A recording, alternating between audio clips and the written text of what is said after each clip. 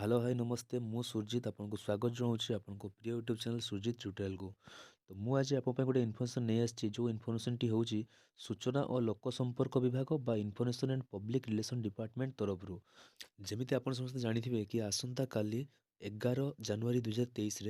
आमर कटक बारवाटी स्टाडियम ठारे विश्व हॉकी कप रो उद्घाटनी उत्सव पालन कराऊँच। तो सही उद्घाटनी उत्सव को आखि आगे रखी आम राज्य सरकार यही दिन दिन गोटे रु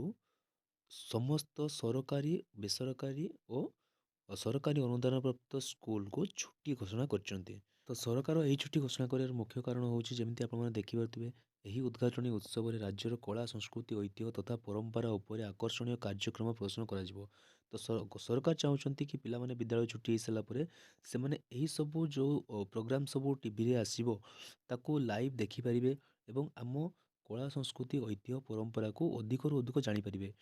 जमी आप देखिपे शेष लिखाई यही जो छुट्टी समस्त सरकारी अनुदान प्राप्त प्राइवेट स्कूल पे लागू हम ता सहित जो पब्लिक स्कूल अच्छी जो सेल्फ फाइनान्स स्कूल अच्छी तो तापाई भी ये छुट्टी सब लागू हम। जमीती आप लेटरटी देखिपे Odisha school education programme authority तरफ ए लेटरटी होती आज 10 तारीख 10/1/2023 ए लेटरटी कहते Shri Durga Prasad Mahapatra OAS state project director क्या कहते ना ऑल डीओ कम डीपीसी जो हम डिस्ट्रिक्ट एजुकेशन ऑफिस अच्छी